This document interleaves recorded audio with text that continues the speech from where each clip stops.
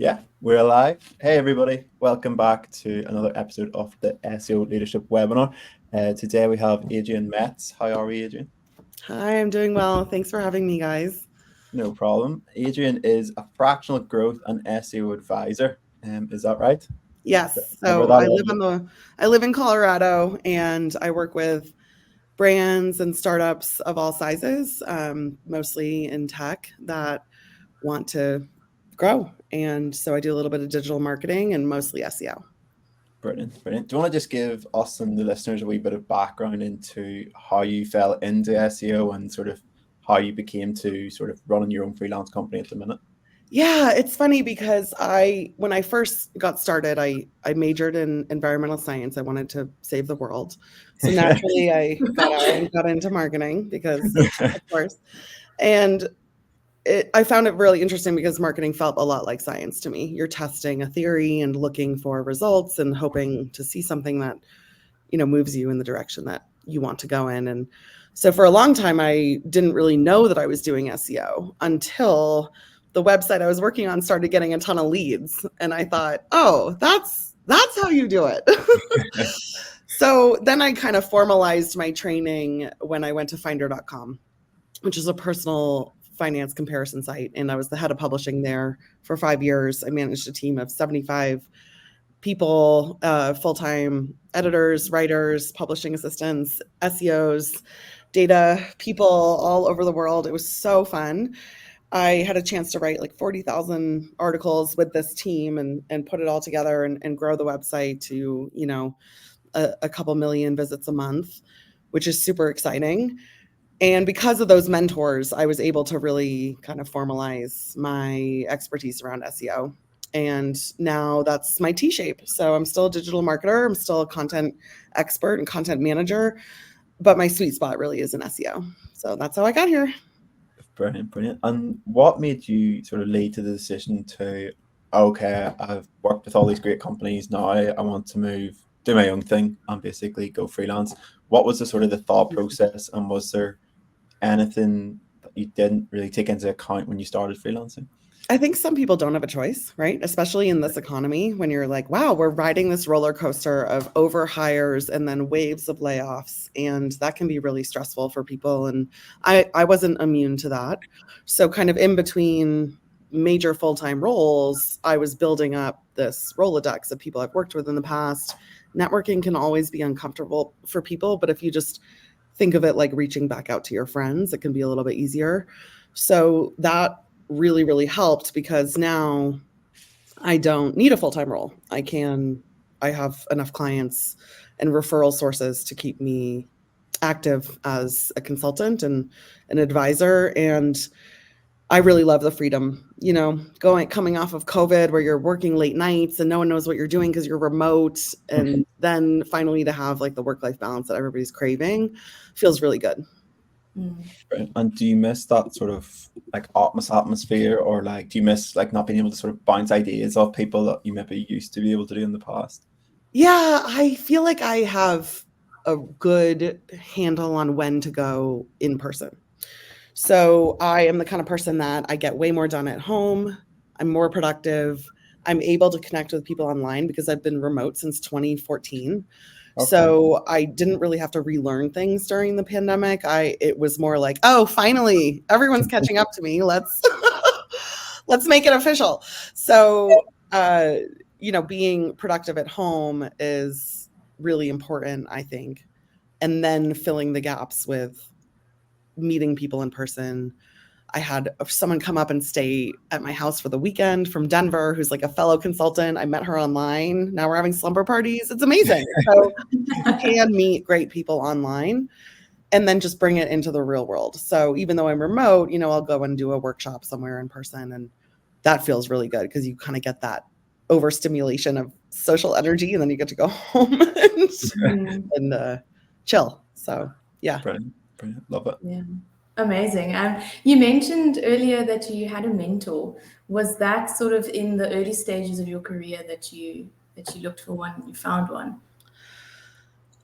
I wasn't really looking. You kind of start to appreciate your teacher and the things that you've learned. And then you look back and you go, gosh, if it wasn't for that, person, I wouldn't know XYZ, or I wouldn't have gotten to da da da.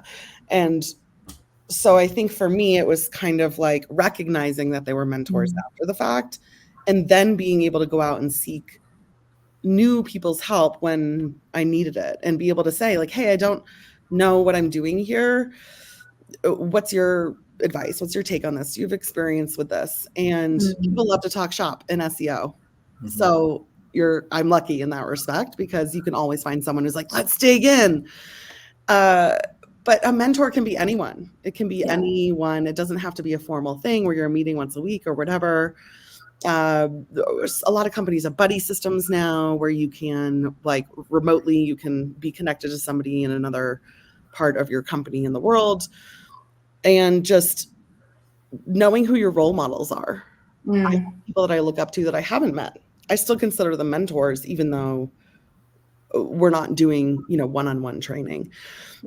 I would say the first formal mentorship I had was, and I know I'll keep this short, but John Kraft was the founding CEO of Pandora Radio. I applied for a job on Craigslist, and he responded back to me.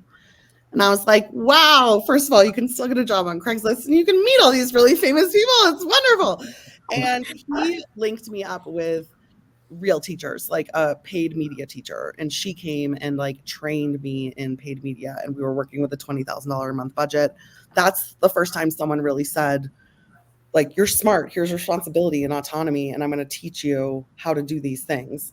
So I credit him with a lot of like formalizing those relationships. And then from there, you just seek them out as a natural part of your career. Yeah.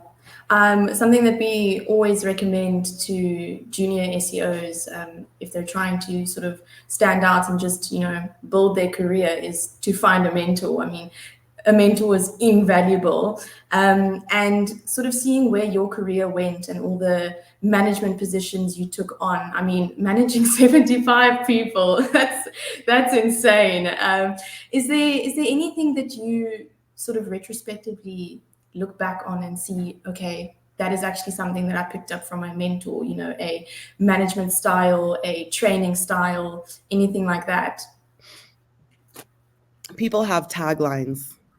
I love like memorizing my principles, a rising tide raises all boats. Like someone taught that to me, and I'll just drop it all the time because I'm like, we need to work together on this, And so all those little lessons come through when I kind of repeat something like that. It's usually has come from someone else, or it has been something that I've seen so many times that I've kind of made my own. Then they all kind of start to blend together, and it's great because it becomes part of your whole repertoire. Also, a mentor can be a peer who is working through the same things that you're working through at the same time. It doesn't have to be someone who's been there, done that, and has all the lessons and is going to like help you avoid making mistakes. No, you're probably going to do those things together. It's how you debrief. It's how you learn and move on from that. At Finder, I was really lucky to have an editor-in-chief named Kelly Wagner, who is one of the most talented editors I've ever come across in my life. She helped me expand the editorial side. She's so talented, and having a trusted partner like that, I'm very driven. I'm very like, let's do this, and she's very like nurturing and sensitive. And so we made really great partners in that respect. And because of that, it kind of doubles your capacity because you have someone that you trust that is going to make decisions that align with the principles you've agreed upon, even if it's not what you do. It's like, a good decision for the company. And having that trusted partner was probably one of the safest ways to get through learning all these lessons when you could be alone and be like, oh my God, am I bad at this? No. Find a trusted partner. You can say like, oh, I really messed up. And they'll be like, actually, that wasn't that bad, and you can kind of work together on that. That's actually super interesting. Like I didn't think about it that way. I think a lot of the times people see a mentor as someone maybe more senior to them. Like you say, someone that's made the mistakes, been there, done that. But like you said, a mentor can actually just be someone that's also on your level that approaches things differently to you.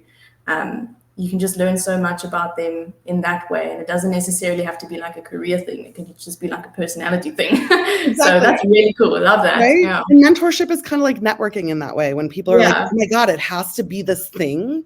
That's when you start going, okay, I hate this. I'm not going to do it. Yeah. But if you're like, hey, I know this person knows this thing about this thing, I'm just going to call them. You just did a networking and a mentor in one fell swoop, and you didn't even notice because it felt natural, like you were asking a friend a question. Exactly. Super organic. Yeah, take the pressure off a little bit, you know? Yeah. Adrienne, I know you mentioned a few things that you learned from like your mentors and stuff. Was there any major things that you took and sort of incorporated into your leadership style whenever you became sort of VP of marketing or head of marketing? Yeah, it's tough managing a big team with a lot of layers. You represent every single person all the way down to the last person. And so whenever I picture when I'm sitting at the leadership table, right, I have a physical seat at the table. This is what I've been asking for my whole life. I'm so lucky to be there. I also represent my team. And so if there's this huge change coming, I need to be able to say, okay, how does this affect Bill in the Philippines or whoever it is that is going to be the one doing those changes? Their day is going to change because we've made all these strategic changes that force project and task changes. That's going to be the person having to do all the work. So how is it going to affect them? So when you're in that role, you have a dual responsibility to your team and to what leadership is doing to push the company forward. And having to balance those two things can be really stressful as a manager. That's where the stress comes from, where you're like, oh my gosh, am I going to have to lay people off? How do you even do that? So just remembering that as you get higher and higher, first of all, you're working with people just like you. They're not like secret geniuses. You know, you don't get in the room and you don't have to feel inferior. Sit down at the table. You have opinions. Say, like, this affects my team, and I want to have the considerations for that on the table as well. I think that's one of the toughest parts, is having to kind of maintain two things at once all the time. Yeah, big time. And obviously one of the hardest things, especially you mentioned there, having that big seat at the table, but also to like instill sort of a company culture throughout your department, making sure everybody's aligned, pushing towards that goal. Is there any tips to sort of achieve that culture, or is it purely down to sort of nailing the hiring and making Someone sure? asked me this once. So I had a publisher who was like, hey, I'm getting a new team member. And I just, how do I make sure that they, absorb the culture and they learn how we do things? And I said, well, that's you now. You're the culture. You just because you've been here for 8 months or whatever doesn't mean that you can't do it now. You are the ambassador. Mm-hmm. So as you live the company values and the way you treat people the way you want to be treated or whatever, they see how you interact with people and how you operate, and that's the role model for them. You're kind of setting expectations in that way. When you're hiring really fast, it's tough, because if you're hiring slowly, you get one new person, you kind of absorb them into the culture. Picture like a big blue bowl and you add a couple drops of red. The thing's not going to turn purple. But if you add like a whole cup of red, it's going to turn purple. And so the idea that like if you add too many people at once who have come from other companies, they've got other habits that they might have to break, there's other cultural norms that might be different in your company, you have to kind of slowly work toward breaking those down at the same time as galvanizing everybody together. So making sure that your existing team is strong enough blue to be like, hey guys, like this is the way we do things. And I feel okay saying that to you. And like, just to clarify, no harm, no foul, just a friendly reminder, those are all fine things because, you're now the ambassador. So giving your peers and your team the tools to be like, yeah, it's also your responsibility to make sure that they get it. Mm-hmm. I think that's a big one. Just empower your people to kind of be part of the whole thing. Otherwise, it's coming from leadership, and that's weird too. Yeah. We're nice to each other. And you're like, oh, be nice to each other? Okay. Yeah. So Yeah, absolutely. And a question for you when you sort of got your seat at the table, or maybe even when you went off on your own, did you ever encounter imposter syndrome? Because I think we're all human. How did you sort of overcome that feeling? If you I'm ever? extremely opinionated. Yeah. I don't go hard on something unless I know I'm right. I've done thousands of experiments with these 75 people. It's impossible to kind of replicate the physical volume of things I've been able to do with a big team. And because of that, it's like, if I've tested something 5 times, I'm going to feel pretty good about saying like the 6th time is going to look the same unless, something major has changed that I don't know about. At the same time, I'm perfectly happy saying, oh, I don't know. Let's test that. I actually don't know. Or the last time I did this, it was too long ago. Let's figure it out. Because you want data to be neutral. You don't want to be like, oh, it went up. That's good. It went down. That's bad. It's more like, oh, it went up. Let's learn. It went down. Let's also learn.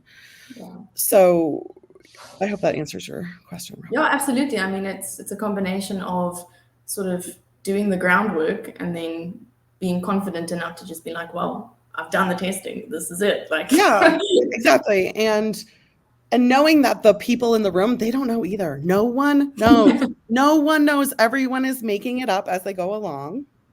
Everyone is. And even the leaders, especially the leaders, they have no idea. They're just also confident. So if you're confident, be confident, but explain why, back it up with the data. And if you don't have the data, just be honest and say, I don't know, let's test it again. But here would be my considerations or my concerns, or here's what I've seen in the past, give the context. So you're never an imposter as long as you're honest about what you know and what you don't know. Just be confident about what you do know, and just know that everyone else in that room is like also a little baby learning. Like just picture them all in high chairs or something, and like you'll feel way better. I immediately think of the movie Boss Baby. Exactly. Like it's just, and another phrase I've heard from a mentor is, if you want to build a self-driving car, hire someone that has built a self-driving car before. Like, don't hire a bunch of people that don't know what they're doing and then be like, why can't you guys figure it out? Like, go ahead and hire the best person to do the challenging job and pay them what they're worth. And then you won't have a lot of people arguing about like the way to do something. It's almost like when you have all the ingredients for a cake and you're like, all right, let's combine them together until we find the best cake. It's like, no. Martha Stewart already put the recipe on the internet. Just follow hers. And then you can like embellish with the frosting or whatever. But like, you really don't have to reinvent a ton of wheels. A lot of the playbooks are out there and the recipes are out there. You just have to kind of get it to that baseline and then go from there. And that's why it's so fun to call it science, because it removes a lot of the ego from the room. And once you remove that, it's really hard to feel like an imposter. Yeah. Definitely. Fake it till you make it, baby. And we've actually got a good comment here from, I think, is it Yana? So you've worked with a variety of companies and projects, from startups right up to large enterprises. How has your approach to SEO leadership evolved over your time working from those different companies? Great question. A bigger company with stronger leadership and, tighter mechanisms for planning and budgets is going to require more business cases. So you're going to spend a lot more time building relationships, doing kind of lobbying work where you're proving the value of whatever project it is that you're trying to invest in. So if you think we wouldn't need to write all this content and it's going to cost X, but it's, the beginning of something that you could really have an opportunity to generate a ton of traffic, you want to be able to put together a business case that shows that. Like, here's what would happen if we invested this much, and if we did it right, we would hope to get this result. And that is kind of the best way to show your leadership that you're forward thinking, you're integrating everything into the roadmap, and then also you're kind of operating on their level. You're not just like, we need to fix the template. It's like, okay, I did a full page screenshot of the template. I did a narrative of the history of why we haven't been able to update it. I've then identified the 10 things that are the most important that have to do with EAT. Then I've quantified the time it takes. So once you do all that and you're like, here's my narrative and my business case for improving the template, you've gone from like a complainer to a business leader. And that's a huge step to take. So I would say the bigger the company, just the more polished and refined your communications. Excellent. Love it. Love it. Awesome. Adrienne, I was just having a look at AK Consulting, and something that you do there is, training, workshops, just advising people on their SEO journey. Is that something that you always felt was your strength, training others, coaching others, or was it something that evolved over time? You seem like a very big people's person, so I have a feeling it's always been simmering. It has, and it's funny because I'm a big personality test taker. I make candidates take tests, and I'm okay with that. One of them is the 16 personalities, where you kind of learn a little bit about your, it's based a little bit on Myers-Briggs or Kiersey temperament disorder. So between the Myers-Briggs and the Kiersey, you can come up with a personality type that really helps you teach who you are and why you think things a certain way. So under those, I'm the advocate, which is a rare personality type. And it means that you are always advocating for others and the right thing and things like that. Under Strengths Finder, all 5 of my strengths are developer strengths. And so I really love working with people, watching my team spread their wings and go to other publications and be like bigwigs now in other places. That's been one of the most enjoyable things for me. That's very cool. Yeah, I'm so glad that you mentioned that you make candidates take personality tests, because I actually recently posted about it. Personalities is not necessarily something that you can force to work. And if it's obvious that it's going to clash and you let that happen, your current team is going to fall apart if there's just this one person that's not going to get along with someone else. It's very important. And I think, especially in an industry like SEO, where it's so much like numbers, rankings, data, people are often just like, well, they're so skilled and they can do the work. And it's like, great, but how are they going to affect everyone else? That's another thing to consider. Yeah. So I think getting that match is probably the hardest part about getting people on board in the SEO space is, skills wise, yes, they can do it, but are they actually going to vibe with everyone, or are they just going to sort of make everything explode? Right. And you see this with engineering all the time, where engineers with social skills get immediately promoted to engineer, because they're like, oh, this is the only one who can wrangle all these people. And it's a little bit of the same. It's like you've got all these analytical personalities, you mix it with editorial, everyone's got an opinion. And so, it can definitely be interesting. Yeah, and it's amazing. Everyone has their place. I mean, your leaders have their place. Your quiet guys have their place. Exactly. If you get the dynamics. That's the best part about the personality test, is that it gives you a hint into how to work with people. It's like, oh, they're going to be quiet, but they're going to want to give you feedback one-on-one. So just, give them that platform, and you'll learn who they are and how they take. And how, just out of curiosity, how accurate have you found the personality tests to be? So accurate. So accurate. Yeah. Especially if you take it multiple times, you get the same score. Like, I've taken it my whole life. I've always gotten the same thing. I just know who I am. One example is the protagonist. The protagonist, I work with this guy named Kyle. He is now at Forbes. He's really, really wonderful. And he's a protagonist. And it means that he's always super positive, always down for a challenge. But because of that, I have to kind of pull back and be like, hey, is this too much? Because I know he's going to say yes. So it's kind of up to me to know that part of his personality and manage that. And it became so apparent after I observed his behavior after seeing the test. So that's the part that's really interesting. It's like, oh, that's why he does that. That's why I have to do this to make this other thing not happen. Yeah, because I grew up with Josh, our CEO, and before I joined, I still had to do it just to make sure that we would actually work well, in a work environment, not just a sort of a friendly environment. Thankfully, I passed. But another question I would like to ask.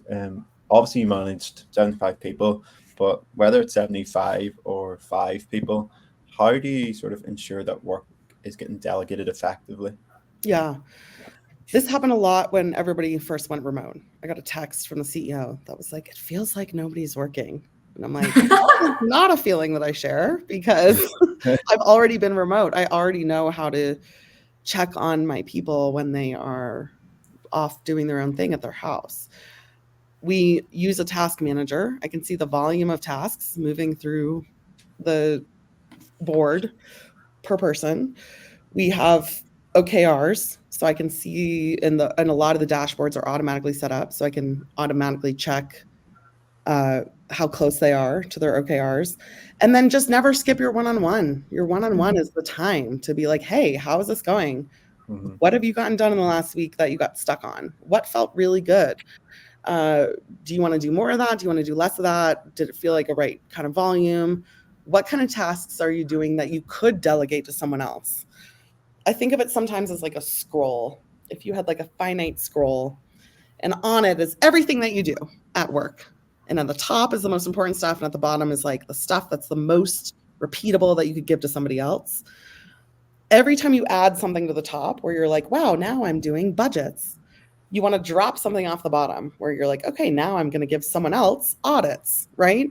So it's like, okay, I'm taking out like a piece of data entry, giving it to someone else so that I can add something that only I can do because I am the boss or whatever. I'm leading the strategic roadmap.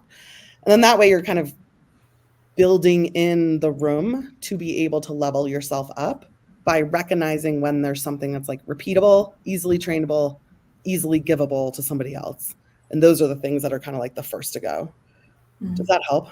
Yeah, no, it's brilliant. And I know you spoke about sort of the red and blue water. I really like that sort of analogy. How important is onboarding, and what sort of advice would you have to companies or agencies that are onboarding? Not even necessarily a lot of people at the same time, but just one or two to make sure that they're... I would say prepare, obviously. Like they should have their...